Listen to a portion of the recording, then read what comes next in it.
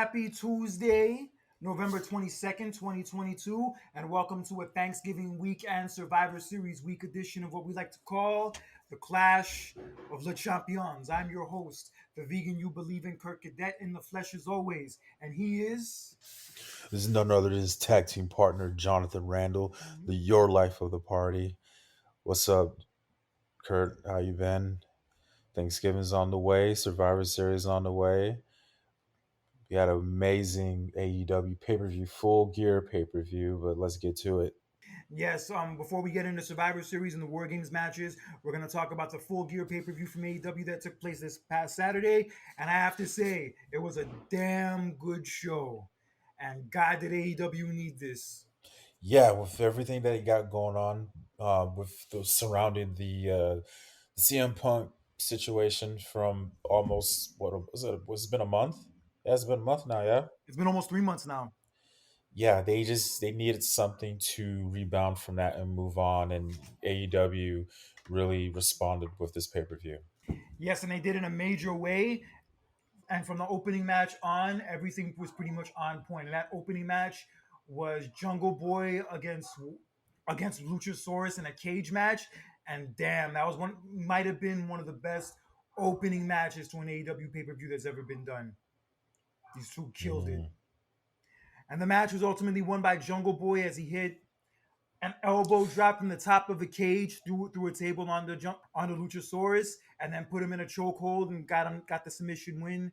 And dude's looking like he's gonna be doing bigger things going forward. Wow, he's gonna do really good as a singles competitor, huh? Yeah, he's been doing well so far. It's just a shame that feud with Christian never got the proper blow off because Christian got hurt, and he's still gonna be out for a few more Uh, months. And Christian did try to interfere like in the middle of the match, but then he was taken away by security. got you. Yeah, but great opening match.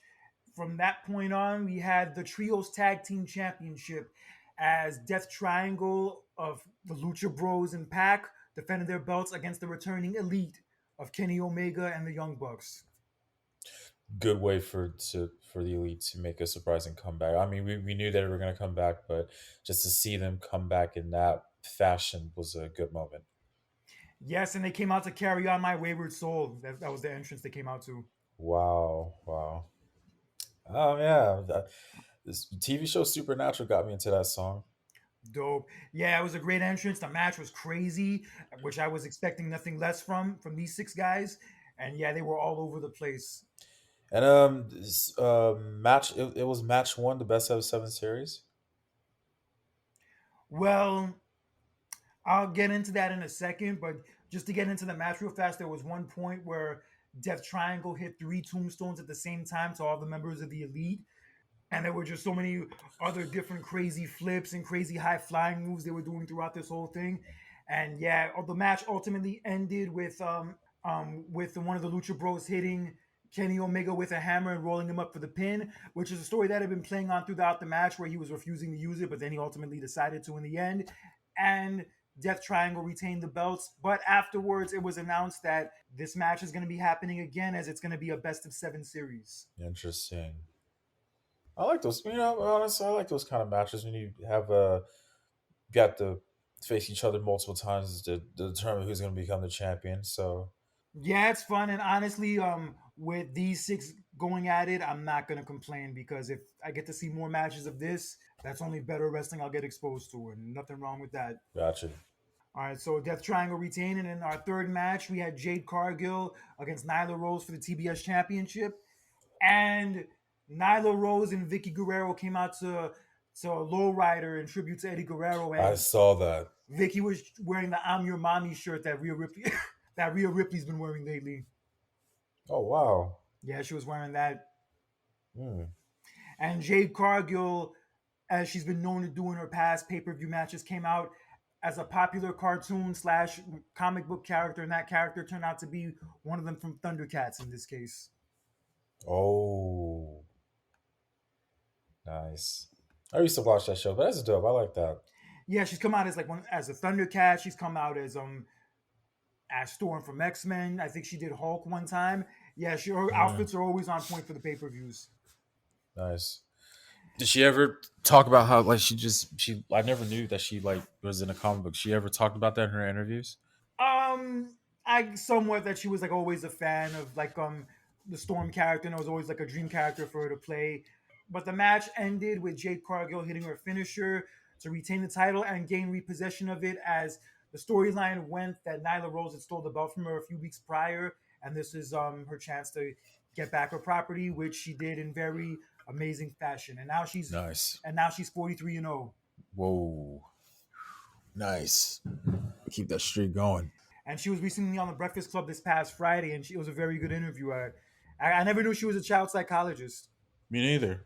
Wow, for her to do that in wrestling, but that's really interesting though. and it's crazy. Her first match was that match where she teamed with Shaq almost 2 years ago. Oh wow. And now that I think of it, her faction, the baddie section, that's like one of the first female black factions there's been in wrestling. I can't think of another one honestly. Now, yeah. Now that I think about it, yeah, me neither. I'm nope. Yeah, there's wow. And we talked about it before. Her and Bow Wow were getting into it on Twitter over the last few weeks. Bow Wow tried to hit on her, not knowing that she's married, or Oh maybe he knew that she was Lord. married and didn't care. Yeah, And then basically Jake Cargill responded saying, "You can't afford me," and it went like back and forth from there on out. they're really gonna turn this into a storyline. Yeah, now that I could see that because on Sunday, as Bow Wow was performing on the Millennium Tour at the FTX Arena in Miami, formerly the AAA, Jade Cargill and the baddies confronted him backstage, and the baddies and Jade Cargill had to be removed from him and taken away by security. One of them even threw popcorn at him. Are you serious? Yeah, they had to be picked. The dude, security dude, literally had to pick up one of them and and take her away. I mean, it's just weird how they're really gonna turn this into a storyline. Yeah, I kind of saw it coming from the beginning, but now that this happened yesterday, I'm like, yeah, they're making this a storyline. And I even just saw a post that they're going to talk about it on Dynamite tomorrow night. So, Wow. Yeah. yep, See, it's that's happening. yep. Maybe Bow Wow will go reunite with Sierra and he'll get Sierra to wrestle her.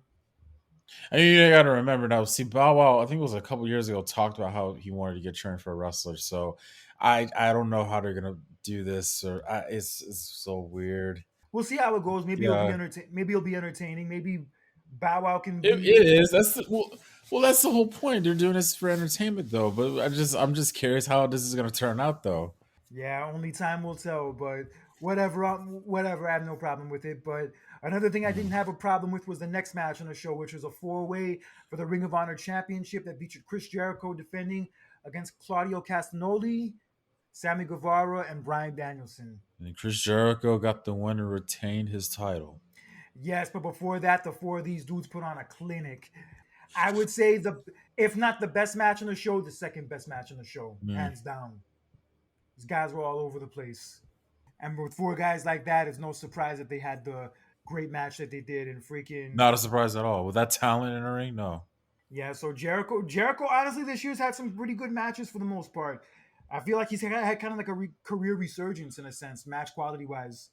Yeah, I see it. I just feel like just in general, ever since he's been in AEW, as far as his matches is concerned, he just have like his whole career separate in AEW has just been a resurgence for him. Yeah, definitely. But he retained the championship after hitting Claudio Castagnoli with the Judas effect, as he's gonna keep the belt probably a lot longer, the way it's looking now. Mm. Yes, but moving on, we had the return of Saraya as she took on Dr. Britt Baker in her very first match in 5 years. Wow. And Paige's brother even flew in from England for the match as well. Oh, really? So He was in the front row, yeah. oh yeah, this had to be very emotional for her. Her brothers there to watch her, and first match in almost so many years, 5 years. That wow. The match itself was cool, but the thing was, it was hard to really get behind one or the other because on the Wednesday before on Dynamite, Britt Baker cut a promo, but it was pretty much like a babyface promo where you would kind of gain sympathy for her, kind of get behind her. So after that, you're kind of thinking to yourself, which one of these girls do I cheer for? Mm. That kind of took away from the match a little bit. I feel you. That is a bit weird, especially prior to that, where you knew Britt Baker going into it was the heel. and it's Soraya's first match in 5 years. So it was like a very simple story to tell, but for whatever reason, they went in that direction. That's weird. Yeah, but to no surprise, Soraya ended up picking up the win, and it was a nice moment. I'm happy that she's finally back in the ring and that she got to have this chance to make a return, and hopefully she has better. Oh, me too. Hopefully she continues to have good performances going forward. And then in our next match, we had a three-way for the TNT Championship as Wardlow defended his TNT Championship against Ring of Honor TV Champion Samoa Joe and Powerhouse Hobbs. Hmm. It was a fun match. The three of these guys were like basically beating the hell out of each other. It's like three big dudes just going at it and not holding anything back. But ultimately, the match was won by Samoa Joe as he put Powerhouse Hobbs in a sleeper as he was already knocked out, and the referee stopped the match. And Samoa Joe is now a double champion. Samoa Joe is now a double champion. Yes, he is. And Wow. more Samoa Joe on AEW TV is not a bad thing. So no complaints for me. Oh hell no, no, of course not. Love seeing that guy. He looks a lot better in the ring, though, I will say, than he did last year. Like when he was wrestling in NXT again, when he was feuding with Cross. He looks a lot better in the Yeah. ring now, I'll say. Like, are we talking about just match quality wise? Are we just like physically looking better, Match or quality wise, like, yeah, both, I'll say. okay, okay. Yeah, I guess whatever nagging injuries he had and whatnot are healed now. Well, that's good though because I remember that put him on a shelf last year after he became an NXT champion, and then yet, yeah, that's He got released right after that. yeah. Yeah, but just deep down, you knew he wasn't gonna fit into that new NXT format. He wasn't gonna No, I mean, hey, I go mean, down. if let's just say if Samoa Joe was still, let's say he was in NXT like now with Triple H in charge, do you think it would have been a little bit better? Maybe, but I like him being in AEW right now, just as long as he's actually on TV consistently. Yeah, okay. But damn, poor Wardlow, they botched the shit out of him. Ever since that feud with MJF, it just hasn't been the same for him. Whoa.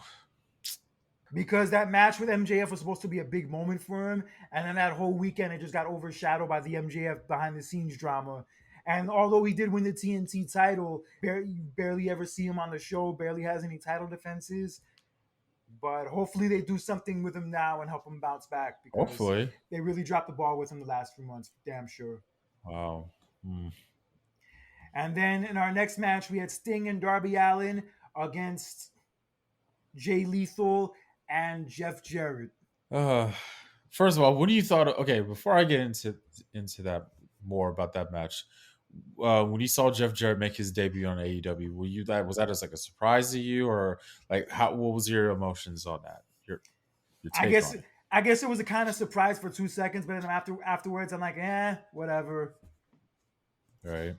Yeah, because it's like, bro, all this new talent they have, all this talent they have that they don't even use and who aren't even on TV most weeks, and they're gonna bring in Jeff Jarrett. That's what I'm saying. And then I never thought that he was going to wrestle. I thought he was just going to be just like have like a manager role or something like that. You know? And it's crazy. He was just in WWE a few months ago, then they released him. Yeah. And Yeah, he was just there for SummerSlam, and it just felt like you blink your eyes and then boom, he's in AEW now. yeah, but apparently he has like a behind the scenes role with AEW. He's gonna be like developing some of their live events because like apparently they're gonna be going on the road soon, like doing more house shows and whatnot. So I think Jeff Yeah, Jarrett might be in charge of that for them. TNA all over again. Remember he was in charge of that. It's not gonna be the same where he's a champion for however many years at a Oh time. It's no, not no, nothing no, like no. that. Oh no, not like that. No. Because in WWE in the 2000s, they talk about the rate of terror with Triple H, and in TNA was the same thing, only with Jeff Jarrett. Wow. That's just funny. Yeah, When I but first started watching TNA, yeah, Jeff Jarrett was the champion at the time, if I recall. Yep, had that belt for the longest. Jesus. I remember at the end of WCW, he was like the champion, or like, yeah, pretty much the champion in parts of it. Yeah, yeah. This match was fun for what it was. I really didn't have a lot of interest in it going into it, but the match, so no surprise, was ultimately won by Sting and Darby Allin, as Darby Allin hit the coffin drop on Jay Lethal to get the win. Hmm. But damn, you want to know what I was watching yesterday? What? The Jay Lethal promo where he's like doing the impression of Flair, and then Flair's like Oh flipping out my about it, god! and then him and Flair. One of the best wrestling or funniest wrestling promos I've seen in years. They're Oh my booing at each god. other. And they make a meme about when two dogs see each other and they start barking. That's just wow. Shit was classic. Oh my god. Um, but in our next match for the AEW Interim Women's title, which I wish they would not call that anymore, they had Tony Storm defending against Jamie Hayter. And yo, this match was hard hitting. But I want to ask you something before I get any further. What's the word on Thunder Rosa? I mean, I know you don't like the fact they call it intern champion. I mean, she's been gone for a while. I thought she'd be back soon though, but she's still gone. Well, they're saying that she might be back by January the earliest, but it's still not official yet. But from what I heard, according to Tony Khan, he's gonna not he might consider taking the title off of her and actually having whoever's the champion You at the might moment be as the you champion. Period. right. You might as well. You might as well. We're like in late November, and we still have a whole month the rest of this year. And you're saying that she's gonna come back not to you said what later January, hopefully. Yeah, it didn't work with the CM Punk scenario, and it's not No, working because with this either. I mean, you gotta for one, that's a little bit somewhat different when you really look at it. You see, we wasn't expecting Punk to get hurt again when he came back. You know what I mean? No, but I mean initially when they put the interim title on the whole thing, that's what I'm talking about. Oh, it's just the whole idea of just having an interim title was just kind of like, yeah, Yeah, it's not working. Thunder Rosa's been gone for 3 months now. It's like, bro, just keep whoever the champion is now as the actual champion, and then Thunder Rosa can get a title shot when she comes back. yeah. I mean, it is different though. That it is just in general, not just on Thunder Rosa's behalf. I'm sorry, but also with Punk's too. You know what I mean? That just usually and traditionally, when you get hurt, if you're the champion, I mean, the traditional thing is that you pretty much you forfeit the belt, and the championship is vacant. Correct? Yeah, So I guess with AEW, then they just want to do something different. I just know that I remember when they first, had this whole thing with Punk. It was a bit weird at first, but it was kind of like, all right, for one, how long he's going to be gone. For one, when I found out how long he was going to be gone, I felt like, okay, this could work. But then again, when he came back, he gets hurt again. So it's like, and now when you look at the situation with Thunder Rosa, now you're like, well, we literally have like a whole like a month and a half left. She may come back in January. The whole idea doesn't make any sense. You might as well just get rid of it. yeah, they should. But in any event, let's get into the match real fast. Yo, this is a good ass match. This is definitely one of the four highlights of the whole show. This match was hard hitting, rough, and these girls like really went to task on each other. Mm. And I think Tony Storm might have gotten her nose broken at one point. Oh, Yeah, her nose was wow. bleeding bad like throughout the match. Damn. But ultimately, to the surprise of everyone, Jamie Hayter picked up the win and is the new AEW Women's Champion. Gotcha. Well, I just every time I look at that belt, it looks so beautiful. Oh my god. It was a huge shock, but a good moment. I thought she was gonna have a good showing, but then ultimately ended up losing. But when Yeah. she ended up winning, I'm like, wow, this shit actually happened. And the crowd was super Wow. behind her. The crowd was super like pro Jamie Hayter. Mm. So it all worked out. But there was some interference from Britt Baker and Rebel throughout the match. It did play a factor into it, but ultimately Jamie Hayter has the belt, and I think a feud with her and Britt Baker, where there's dissension between the two of them, is gonna go down very soon. I see it. Yes, but good moment for her. Congrats. For the AW Tag Team titles, we had the Acclaim defending against Keith Lee and Swerve Strickland. Um. First of all, before you ever saw that promo where they had the Captain Insano? Yeah, I saw it. It was a music video. It was mad funny, actually. It was fun. I like that. Yeah, I like the Acclaim more than most rappers now, including 21 Savage. Oh my god. Yeah. Yeah, but there's been dissension between Keith Lee and Swerve Strickland for a while, where Keith Lee is getting tired Yeah. of Swerve's like cheating ways and all that jazz. And it finally came to a halt in this match Mm-mm. as Swerve wanted Keith Lee to hit one of the Acclaim members with a hammer, I believe it was, and Keith Lee just threw it down and walked out of the ring and left the match, Feud coming up. which allowed the Acclaim to pick up the win and retain their titles. And now, yes, we're gonna have Keith and Swerve feuding going forward, and I like it. Me too. Me too, man. And is this a good way for Keith to really like step out on his own? Because when he first came in, he really didn't do any singles competitive stuff. Yeah, now his wife is back in WWE and she's gonna be in the War Games match. Yes. Hmm. And her name change. But yeah, this is. They gave her a name change too. Oh yeah, I didn't catch that. Yeah, Hold but on, let me. anyway, the Acclaim retain the titles and on to the main event. For the AEW World Championship, we had John Moxley defending the title against MJF. And it wasn't hard to see who the babyface was according to the crowd in this match. That's a fact. No. What do you thought about that? That spike pile driver from outside of the ring onto the table. That was nasty, but what was also nasty was the tombstone that MJF did to Moxley on the apron before that. And Eesh. MJF fucked his knee up badly after that spot. He was limping pretty much the rest of the match. Yeah, it was Damn. bad. Yeah, he got and Moxley throughout the match worked on the knee, put him in the figure four, and just beat the hell out of that knee throughout it. Good wrestling psychology. Yeah, great wrestling psychology. But the way the match ended was William Regal came out as he's associated with Moxley, and he had a pair of brass knucks out, but instead of giving them to Moxley, he slid them to MJF, who used them to hit Moxley, knocked him Yes. down, and he got the win.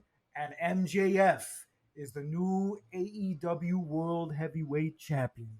Well deserved after everything that has been going on. After that promo, that his little pipe bomb that he dropped, and now you're champion. And by far, like, I mean, I don't know how if he's like a heel or babyface to you now, but all I know is that he's like the best heel in that company, and just he deserves it. Yeah, he's definitely a heel because like him and William Regal have been teasing dissension for weeks, and they had this like great promo segment a month ago where like MJF called out Regal for like holding him down when he was trying to come up and like not getting him a job in WWE. You kind of thought that MJF was like turning more babyface in the last few weeks, but then after this happened, this dude is definitely a heel. Definitely a heel. Definitely, You can still he cheer needs to him. stay that You way. can still cheer him if you want, but that dude is a heel to the core. Oh hell yeah! Yeah, he freaking shoved the referee out of the way when he was handing him the belt. And yeah, even after the match, like when he was holding up the belt as he was walking up the I ramp, like that. even like yeah, after the match when he was like walking up the ramp, you could still tell he was limping and like in a lot of pain from that tombstone Mm, spot. The shit was bad. wow, damn. And Let's just hope that it doesn't get too serious where he has to forfeit the belt. I would hate that. yeah, but all I'm gonna say is Dynamite this Wednesday is gonna be a lot more interesting. Oh yeah, especially after what transpired at this pay per view.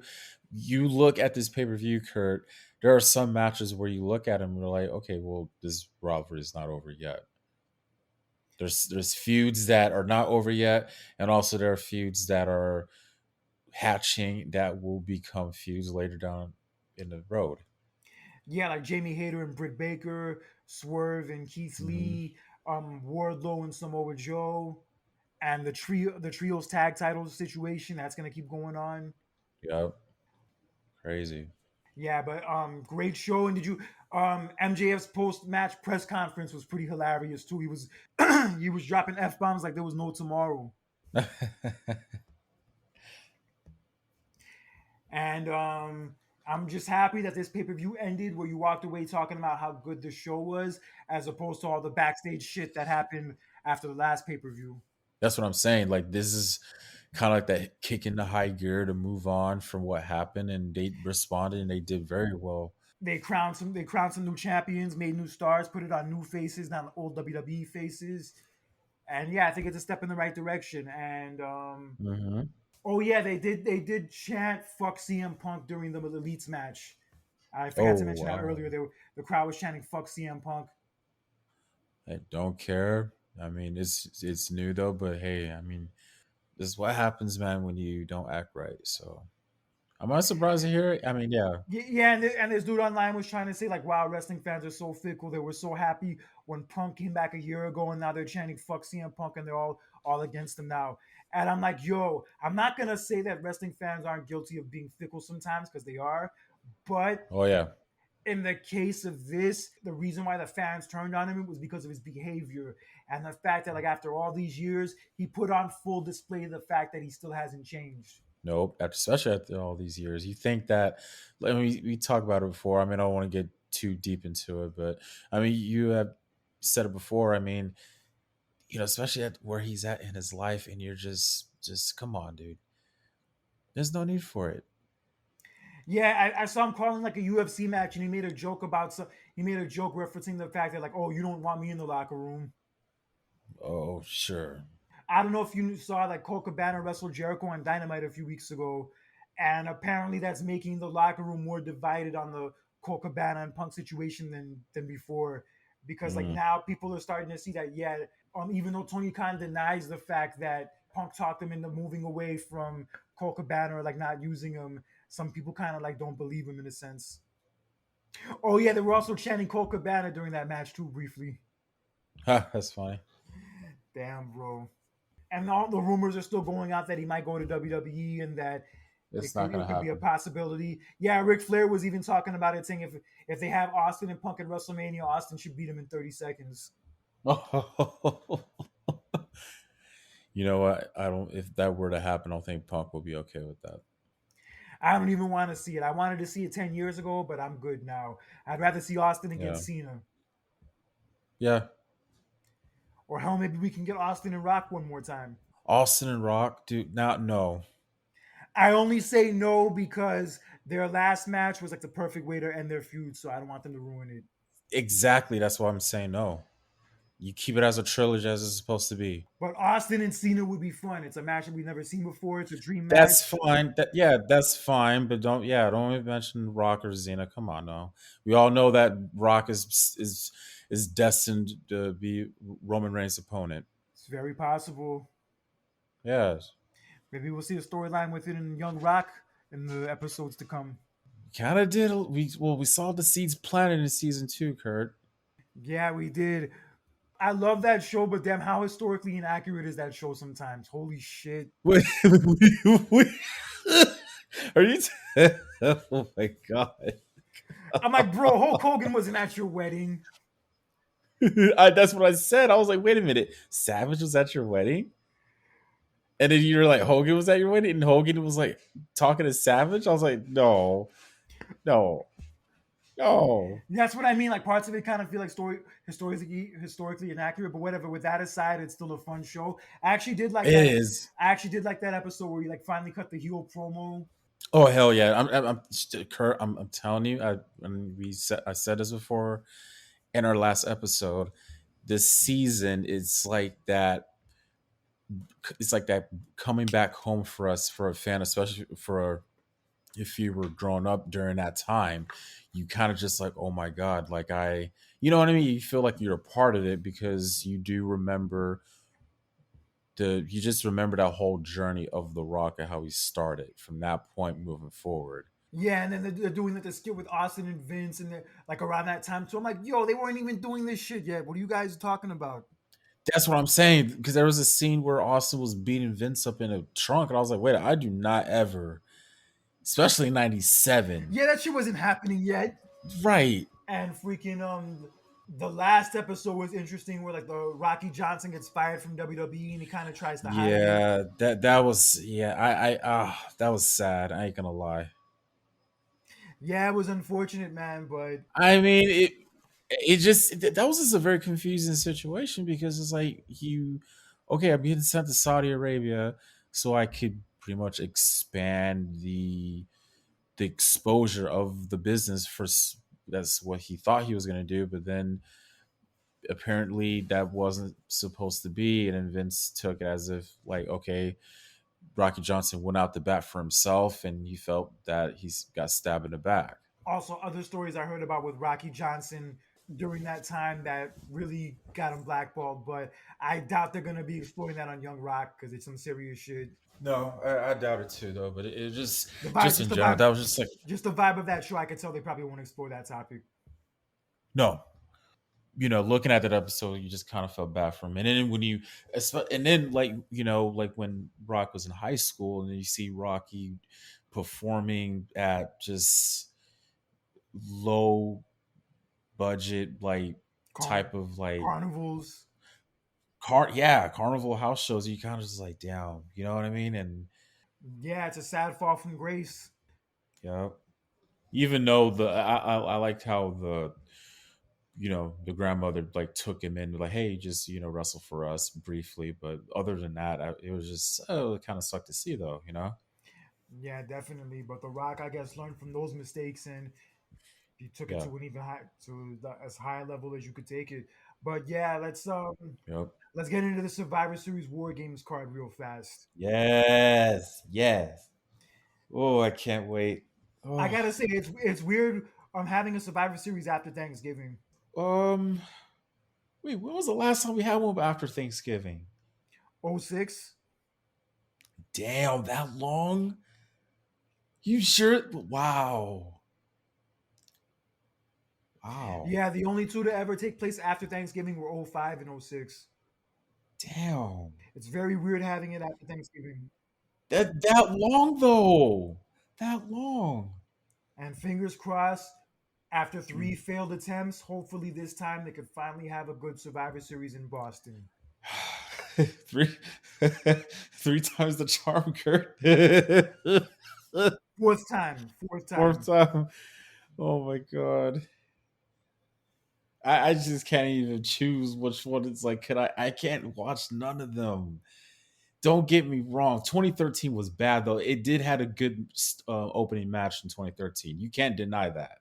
All of those Survivor Series at least had one good thing on them. Like '93 had the Brett and Owen beginning of their feud, Yeah. and then 2008, I guess Cena coming back to win the title was probably cool. Yeah, I the guess they match can was. take from I there. mean, you look back at the match was okay, but the moment of him just winning the title, coming back home, that was the moment. But other than that, But I heard that storyline with Jeff Hardy where he got attacked or whatever, and then they had Edge replace him, and then Jeff Hardy tries to come back and win, and then Edge wins the title again. I heard that whole thing was a mess. it. Yeah, I gotta look in. I need to read into that again. That was a little bit of a. It was though, but I. Oof. But at least the Armageddon the next month made up for it. It did. All right, but anyway, Absolutely. yes, the War Games. We're gonna have one for the men and one for the women, and this will mark the very first time the War Hmm. Games match is used on the WWE main roster. Yes. Hold on. Let me. And you know what's funny? The very first Survivor Series event and the very first War Games match took place in the same year, Are you serious? 1987. Yep, Wow. both concepts started in the same year. Wow. Ionic. Ironic. I'm sorry. That's sorry. The only bad thing I'll say about this show is that it's just kind of too bad that Crown Jewel happened so close to it because it gave it like 1 week less of a build. Yeah, you look at this, you kind of wish that they would just build it just a little bit longer with this Yeah, the pay-per-view. The due to the fact that it's war games and it's something different that they're doing for the first time. So yeah, you do have a point. also Full Gear going into it was getting heavily criticized for the build up and how it didn't seem that interesting going into it, but they pulled off a great show nonetheless. And I have a lot of faith that the same thing is going to happen in this scenario. I do think that overall it's going to be a good show. That's always like a common thing in professional wrestling. If you have a show or a pay-per-view and you don't have a good build up, your assumption is to be like, well, this show's gonna suck. Well, guess what? 9 times out of 10 when that happens, the pay-per-view is actually better than we had hoped for. You go back to WrestleMania 31, that the Yep. build just what man, the build up was is you know what I mean? And then when you watch, you're just like, whoa, I wasn't expecting this. The whole show was not expecting that. That was one of the biggest surprises probably for any not just WrestleMania but any event in general where like going into it you didn't have a lot of high expectations and you were honestly pissed off at WWE for the way they were, treating the build, but then when the show itself happened, you're like, "Damn, that was one of the best shows I've ever seen." Yeah, yeah. Holy shit. I mean that was kind of like the norm for most majority of the pay per views from last year. You just kind of like you have a weak build and you're having doubts, and next thing you know, you're just like, wow, like I wasn't expecting that. Yeah, and they've been on a hot streak with pay-per-views pretty much since WrestleMania. Every Yeah. single pay-per-view since then has been at least good or very good. Hmm. So let's run down the card real fast. For the SmackDown Women's Championship, we have Ronda Rousey defending against Shotzi. It's not we all come on now. We all know it's gonna win Ronda Rousey, but I'm just waiting for Charlotte to come back, Charlotte Flair to come back. Yeah, I figured she'd be back by now. She's been gone pretty much 6 months, Yeah. longer than 6 months. Uh, Yeah, she left, and then like a week later, the Sasha and Naomi thing happened. They've all haven't been ooh, seen since. yeah. And I was hoping that Raquel was going to be the one to get the title shot, but then it ended up being Shotzi. Nothing against Mm. Shotzi, but realistically, this is just a match for Ronda to get a win and just have something to do Well, until she gets to the feud with Becky. feud with feud with Raquel Rodriguez. Yeah, I was hoping they were gonna do that, but then when Shotzi went, I'm like, what the fuck? This is out of nowhere.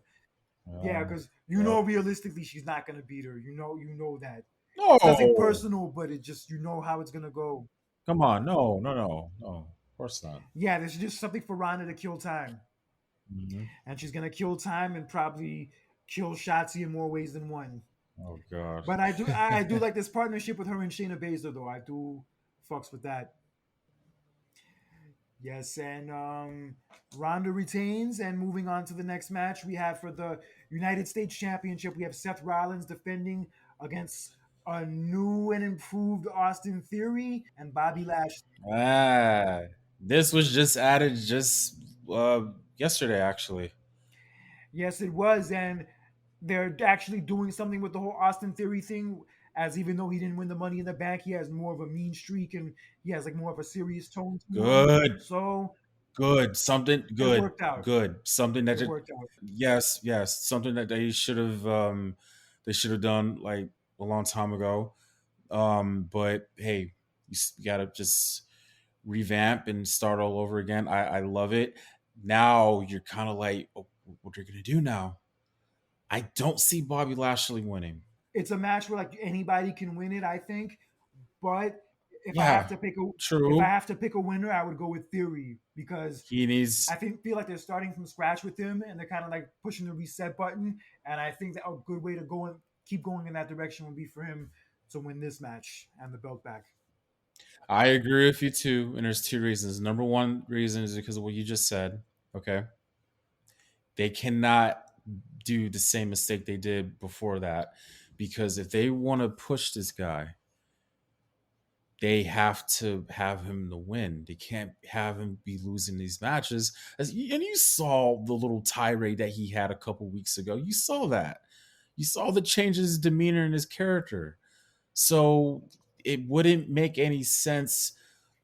And the appropriate thing to do is to cap it off if he wins that title.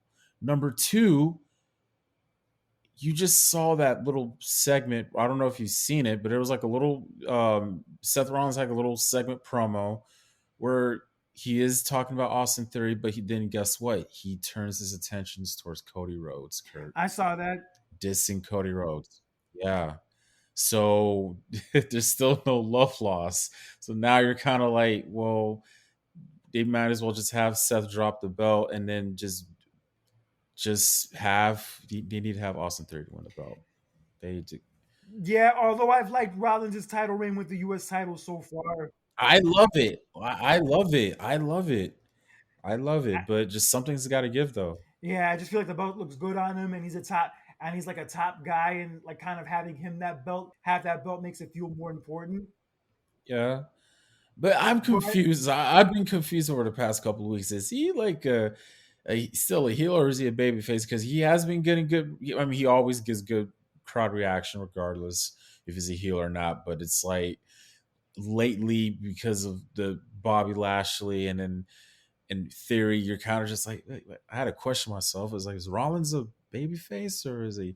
And then when I watched the segment from from Monday, then I'm like, okay, heelish vibe, so he's a heel. So Yeah, but I guess maybe he's a face to a degree. But if he ends up feuding with Cody when Cody comes back, he'll probably be a heel again.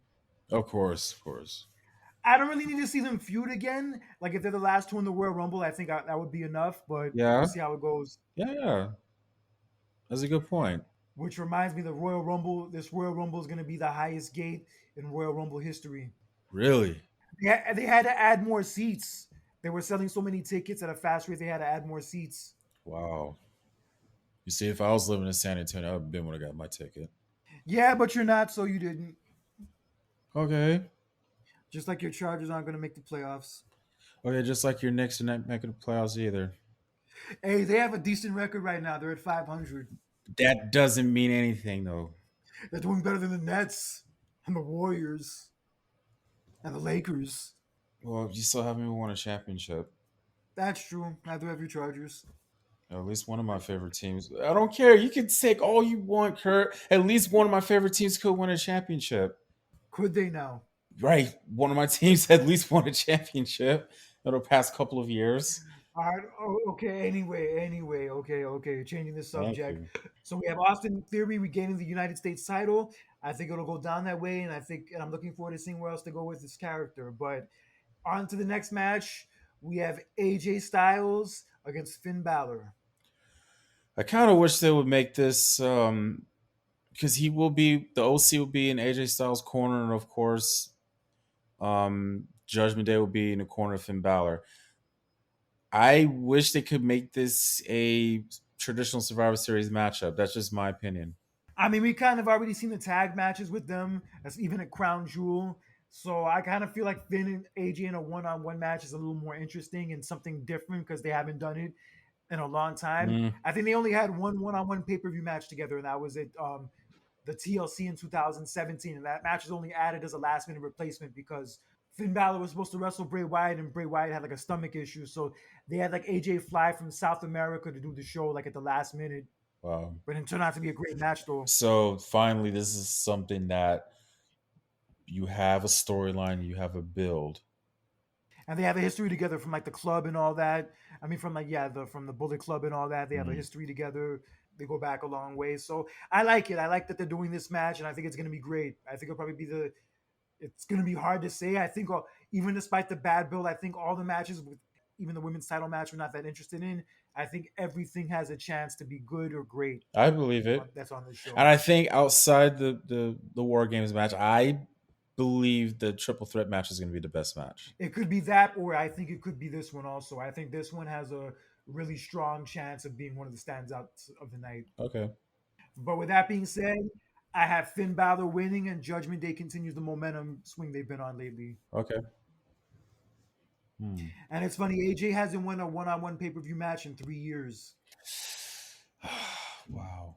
I think the last pay-per-view one-on-one match that he won was against, I think maybe Ricochet at SummerSlam in the 2019 one. Ooh. Oh God. I kind of that kind of leaves a little bad taste in my mouth now. You bring that up because you know how I felt about that situation. Hey, Ricochet advanced in the World Cup tournament. I He's not doing know. too bad. He's Yeah. gonna go against Strowman, and they even referenced the floppy disc that Strowman put out. They referenced it in the promo between the two of them. Oh wow. Yeah, it would be so funny if Strowman loses. Yeah, like that's gonna happen. It could happen. Although they're trying to build that Gunther and Strowman are gonna feud, so more than likely he'll win. But damn, wouldn't it be great if he lost? You will want him to lose, but realistically, that's not gonna happen. The stranger things have happened before.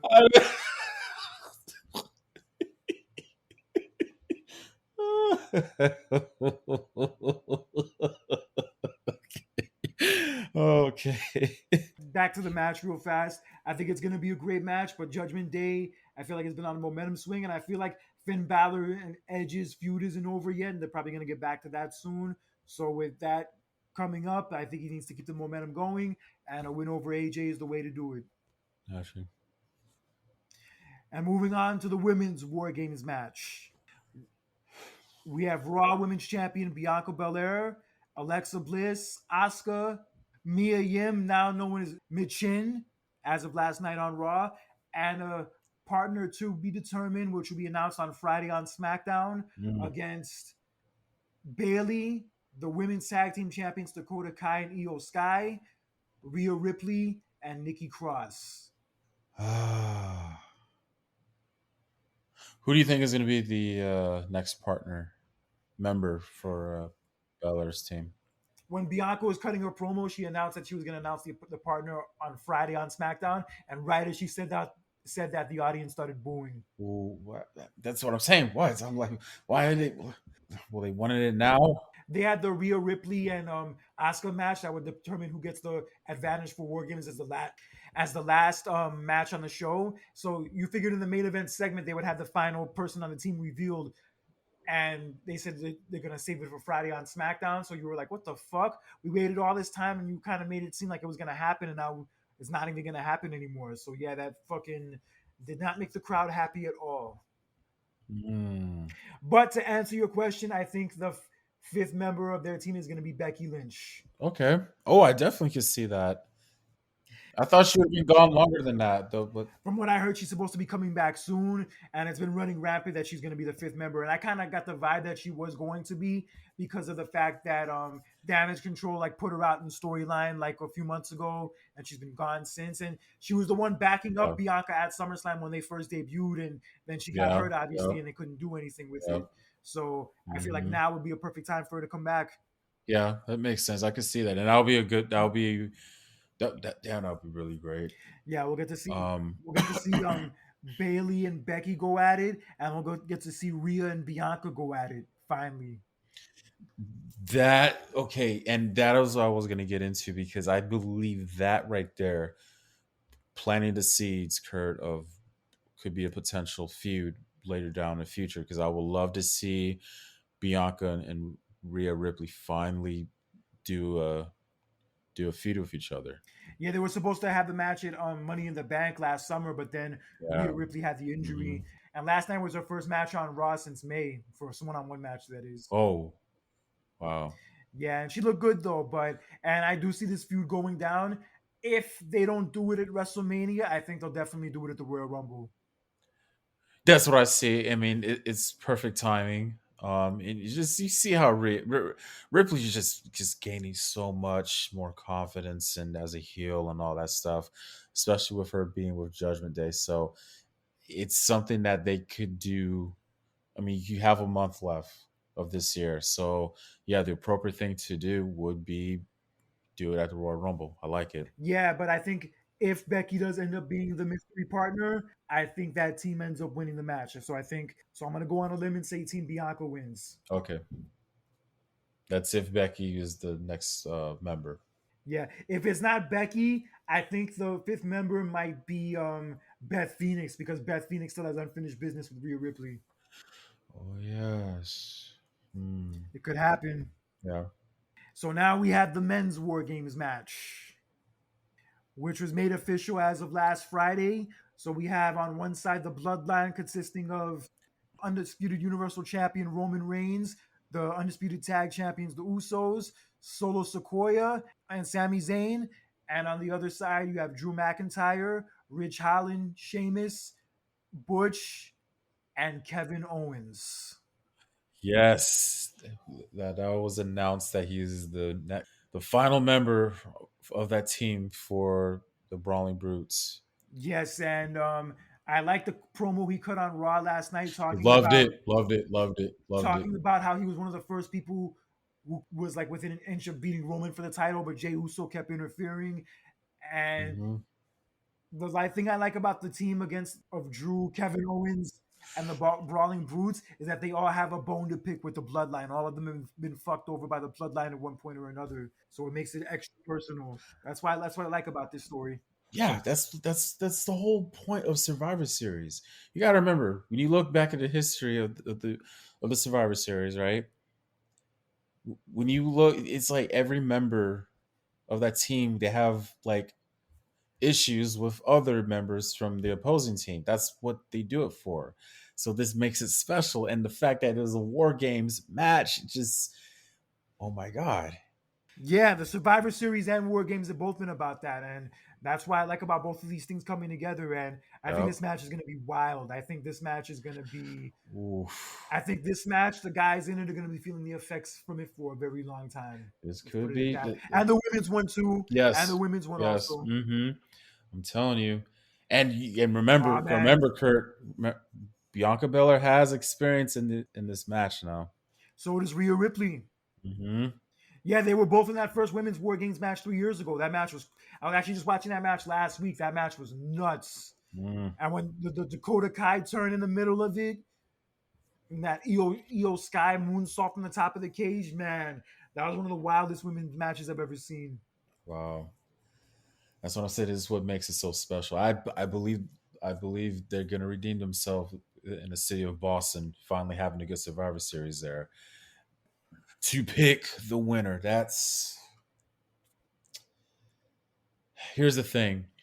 If let's say if Drew McIntyre's team wins, okay, if they were to win, I don't think Roman is going to get pinned. Somebody else will get pinned. Yeah, but honestly, I think ultimately, I don't know how it's gonna happen, but the Bloodline are gonna pull this one off. Oh, damn it. I think they're gonna win. Damn it. I just have. I just, I think one. I think for the War Games matches, one babyface is gonna win one, and the heel team is gonna win the other. So since I picked the women's babyface team to win the women's one, I gotta pick the men's heel team to win this one. I don't know, man, because after like with Kevin Owen coming back and also with the promo, it's just like, mm, I just feel like McIntyre team is going to win it. It could happen that way, where like maybe like Sami Zayn does something to cost the Bloodline the match, and that True. starts to build dissension between them. Yeah. That could very easily happen. Because there already was, I mean, there still is a little bit somewhat dissension between Sami Zayn and Jey Uso. So Yeah, there's so many different stories they could tell in this match between Drew and Roman and Solo Sequoia costing him the title at Clash of the Castle, and then Kevin Owens' history with Jey Uso and Roman. yep. Kevin Owens maybe trying to talk Sammy out of being in the bloodline and telling him that like, yo, these dudes are just using you. Yeah, there's so many different ways this match can go. And Mhm. Sheamus and the Brutes in this match, I think they're gonna be definitely something to watch. Absolutely. I Oh, just and like, Butch, Pete Dunne has War Games experience too. He's been in two of them. yep. I can't. Hell, freaking Pat McAfee was in a War Games match. Yeah, the one in NXT 2 years ago. That match was wild too. Damn. He was a big part of why it was good though. But yeah, that match was wild. Mm.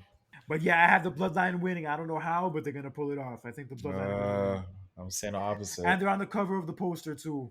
I mean, okay, Kurt. Just because somebody's on the poster doesn't mean they're gonna win. I mean, come on. How many times have I seen a poster where somebody's on there, but that didn't mean that they won? And I know Roman, and I know if the Bloodline were to lose, that Roman wouldn't get pinned. But if they end up losing, it'll be Roman's like first pay per view loss period since 2019.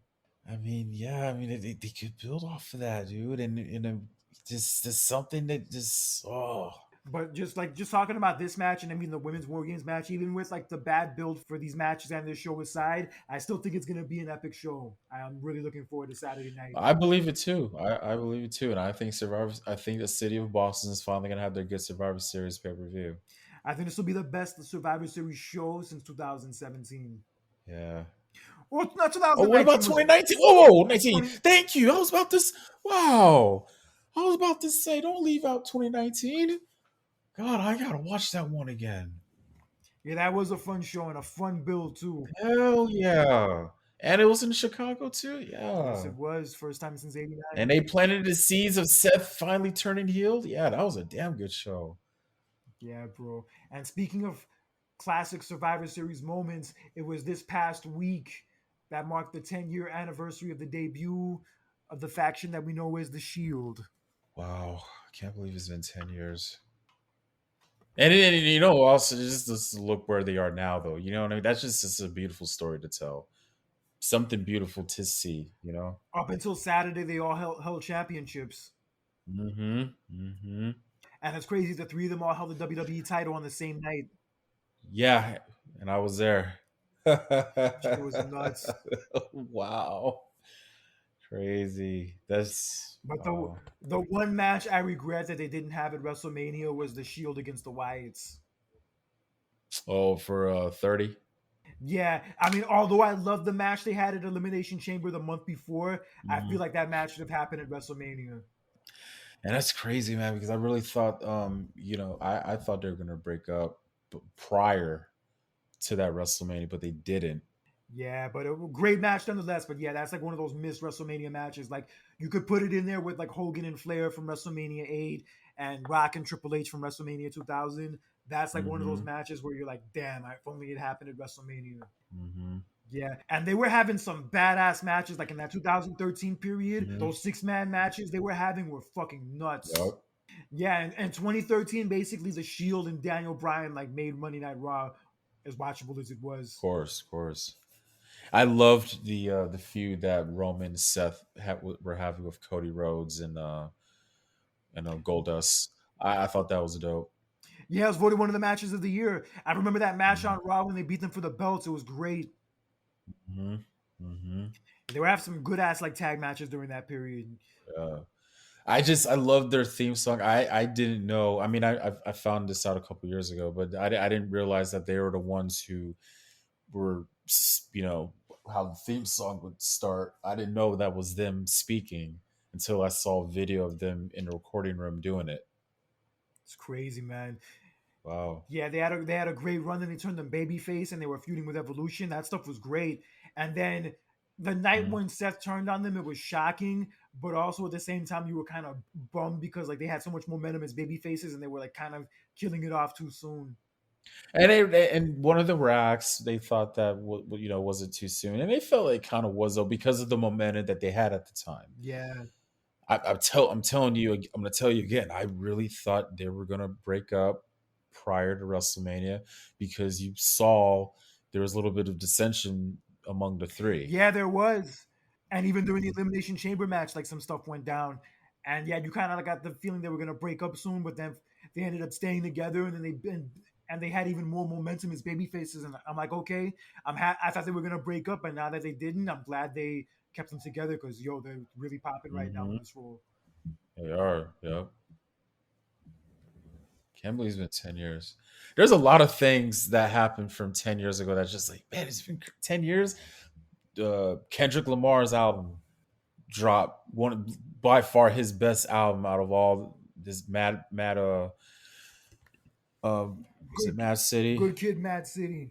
Good Kid, Mad City came out 10 years ago, and the weekend his first album came out 10 years ago. It's just like, damn, it's crazy. Yeah, it was a crazy, crazy time, and then they ended up breaking up. And honestly, even though Roman was obviously the one that they were gonna push to the moon, I felt like when they first broke up, he was like the only one who really like kept all the Shield stuff. Like he had the same theme music, he had the same ring gear, same entrance. Hmm. But Seth switched his look up Yep. and his theme music up, and Dean switched up his look and switched up his entrance music, and then kind of Roman more or less stayed the same. And I feel like that was also another reason why people didn't really gravitate towards him right away, and it took them a Yeah. while. Hmm. And then obviously, they pulled that shit with the 2015 Royal Rumble, and then Roman was not being loved by the fans from that point on, and the shit lasted for years up until Roman turned heel 2 years ago. Yep. But even despite that, he still had a great run and had a lot of great moments. And obviously, Seth had the great cash in at WrestleMania, which was probably one of the best cash ins they ever did. And they had that great run in 2015 with the belt. I Before we even get in that, I love. Well, I mean, I really love the feud that he had with Dean Ambrose in 2014. Yeah, that was a fun feud. They had some fun matches, especially the lumberjack match. Yeah, that was fun. Yeah, and Seth had the title. Roman ended up getting it during that period like multiple times, and then they had that Money in the Bank match where Seth beat Roman, and then Ambrose cashing the Money in the Bank on Seth to win it, and yeah, that night was crazy, bro. It I was. couldn't believe that it went down that way. Yeah. I was there. I almost lost my voice. Yeah, that was a good moment. But just crazy how it's been 10 years now, man. That show really wasn't that good. It wasn't better than 2011, but that 2012 Survivor Series is remembered for the debut of the Shield. Also, is remember CM Punk had pretty much had held the title for a year after that point. So, And 10 years later, all three of those dudes are basically at the top of the industry. yep. John Moxley obviously doing his thing in AEW. He's been the AEW champion 3 times and has become like pretty much one of the faces of the company. Hmm. And Romans has the longest running title reign in 30 years. Mm, wow. He's held the title for over 2 years. He's beaten everybody. The Bloodlines, like one of the best staples to come out of WWE in I don't know how long. And Seth is also doing his thing. He's the U.S. champion. He's had multiple title reigns. He's been in multiple main events. Yeah, the three of them definitely took over the industry the way they set out to. And Yep. 10 years later, they're still going strong. I think more later down the road, it's going to be to the point where the Shield is up at that level tier level as DX, the NWO, Four Horsemen, Evolution. They're gonna be up there, you know, years to come because we're gonna you can't take things for granted in life, and we learn to appreciate older things as we get older. You know what I mean? So.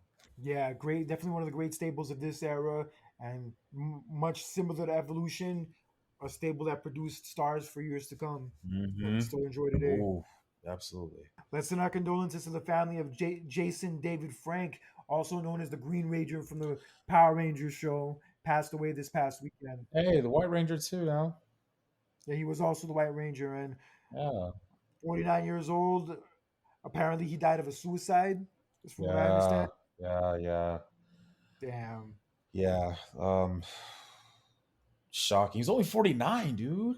And also, I didn't realize it up until this weekend when I shared that picture. I didn't realize the original Yellow Ranger died too, like 20 years Oh, you ago. didn't know that? Yeah, in a car crash. Yeah, I read about it afterwards. I'm like, shit, I didn't realize that. Yeah, this was during the night. Was it 90s? 2001, she died. Yeah, yeah. Yeah, man. It's just crazy how like two things from my childhood was just taken away from me. You had the voice of Batman from the animated series, Kevin Conroy, and our late condolences to him as well. He was the voice of Batman. Like he passed away. He had cancer. And then you hear this. It's just like these are two popular icons in my life. I'm quite sure it's the same for you. That was like played a big part in our childhood. Yeah, I was very just like shocked and just like damn, like really, like Yeah, Batman the animated series and also the Power Rangers would pretty much come on like within 1 hour of each other on the same channel, yeah, yeah, like every day after school. Yeah, and yeah, the Green I remember the Green Ranger was originally bad, like he was against the Power Rangers, and then they yeah. turned him He good, was, he and then he became was. one of them. Hmm. Hated him at Yeah, first. Hated yeah, him you at first. did. Hated him. God, I'm telling you, man. I was obsessed with Power Rangers growing up, dude. So yeah, Yeah, I liked when they added him to the mix and like actually made him a part of the team. It actually spiced it up a lot more. And then he had the yeah. romance with the Pink Ranger chick. Hmm. Yo, that show had a dope ass theme song, at least for back then. Yeah, it did, and I still love it. Still Can't love it, take man. it I back. just that's my childhood, man. And That's my childhood, dude. And the villains, same the thing with freaking lady with the what the fuck was the lady's name oh again with the Lord, crown? I Holy forgot. shit. Oh, shit. Forgot her And the guy name. with the Z, the guy with the Oh Z with the man, fucking Z stick. yeah. Oh shit. Well, I want to watch that shit later just for the fuck of it. Hell yeah, me I too. enjoyed the Me too. And then I enjoyed the first movie when I saw it in the theaters. I had a lot of fun watching it. me too. And I still have it. Still have it. Same thing with Batman, man.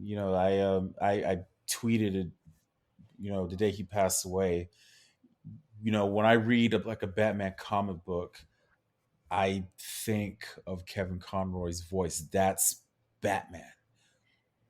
There's that debate where who's the best Batman? Is it Michael Keaton? Is it Christian Bell? Hell, is it Patterson? Is it him who who played Batman recently? I think he did a good job, but my opinion, out of all those people, Kevin Conroy is like that best one because of his voice. He made it, when you hear it, that's Batman. That's how Batman's supposed to sound. And in my humble opinion, like that is like the best superhero cartoon I've ever seen, because of the characters, because of the storylines that they implemented in that show. Yeah, it's definitely one of the most legendary cartoons from my childhood.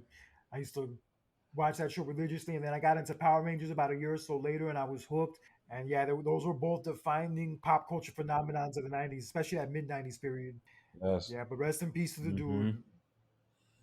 Unfortunate that he went out the way he did, and also with that age that Oh, he did. And yeah. yeah, condolences to his family and friends because it's horrible. Hmm. One of my friends, at my middle school friends in Virginia, actually, he's a huge Power Rangers fan. He actually met I him heard he was a cool guy in too in person. person. So yeah. Hmm. I also heard he even challenged Punk to a fight. Really? Yeah, because he's a trained fighter. Also, heard like around. Yeah, yeah, that I knew. Yeah, I guess like Maybe around I the. did know I about guess that, like I around the guess. time when Punk was in UFC, might have challenged him to a fight. Yeah, maybe I did remember hearing something like that, I guess. I don't know. Yeah, somebody brought it up in a tweet 2 days ago, kind of like yeah, I don't think that mentioning the Punk thing was necessary. Like if you're talking about that dude specifically, but then when he Right. brought it up, I like kind of. But when he brought it up, and that I kind of it reminded me of it, saying, "Oh shit, that did happen." Mm, mm. But it is what it is. But yeah, rest in peace to the dude, and yeah, definitely will never be forgotten. Same here, man. All right, bro. So it's Thanksgiving week, Survivor Series week. A lot going down this week, and this weekend Oh also. yes. Gonna be very busy. Yes. I watched my Yes. first holiday movie today, Planes, Trains, and Automobiles, and I'll be watching plenty more as the weekend goes on. Oh, I heard they made like a modern version of the Christmas story. They made like a where like the kid from the movie's all grown A up now. sequel. Yeah, the kid. Yeah, my girlfriend was telling me about that. Yeah, yeah. Yeah, it's on She HBO loves that Max. movie. I only watched it Yeah, I once. saw. I only watched it once. I liked it, but it's not like my one of my favorites as far as the holiday movies go. Got you. But Planes, Trains, and Automobiles is mad dope. Some of the best comedy you'll see from that era for sure. Steve Martin and John Candy, the late great. Can't ask for any more. MS, the holidays. Survivor Series is coming up, and it's that time of the year. My birthday's coming up pretty soon. That Yeah, that movie man. also came It's out, and that movie also came out in '87, dead. the day before the first Survivor Series. Actually, Mm. yeah, it's a Thanksgiving movie because most holiday movies are Christmas movies, but Planes, Trains, and Automobiles is actually a Thanksgiving movie where it takes place during Thanksgiving time.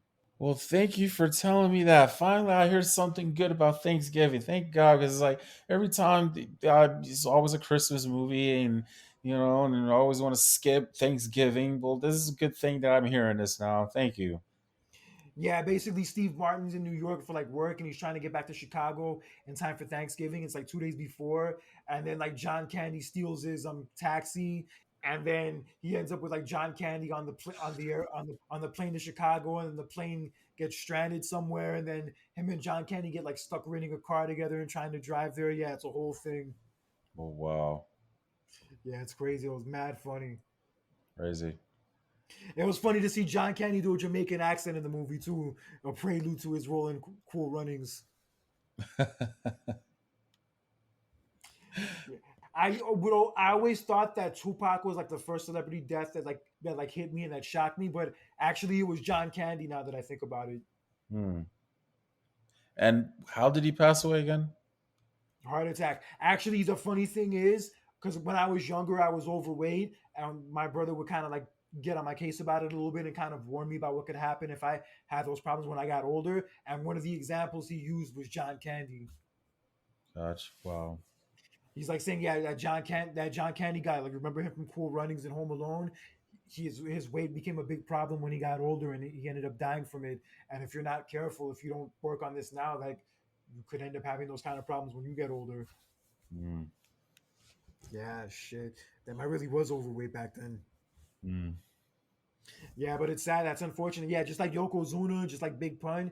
Yeah, his weight was a big Yeah. problem. Was one of the reasons that his life was cut short. Um, But yeah, watch that. That movie is definitely a must watch because yeah, now that you appreciate Thanksgiving so much, you'll definitely appreciate that one. okay.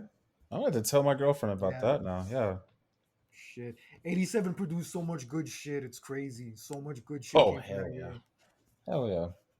All right, but anyway, enjoy Survivor Series. Enjoy Thanksgiving. Happy holidays to everybody, whether you're with your family or by yourself. Always remember that you can still make fun out of it despite your circumstances and maybe despite the fact that you might be by yourself. And just know that even in the bad seasons, even in the bad times, there's still some good you can find in it, and that is worth being thankful for. Corny as that may sound. Same here, guys. You guys be safe with your families. Thanksgiving is a time with your family. Enjoy, the food. Enjoy watching football. Whatever you guys like to do with your family, or if you're with friends. Because I had a friendsgiving too. Not too long ago. Enjoy it. Don't take it for granted. Enjoy it. It's the holidays. Enjoy it with the family that you love and the family you vibe with and that you care about and you know you can trust. But also, it's okay to not associate with the family who's the opposite. Also, keep that in mind. All right, but with that aside, have a good holiday. Make the most out of it. Enjoy yourselves. Keep good vibes around you only. And we will see you guys next time. Enjoy this week. Take care.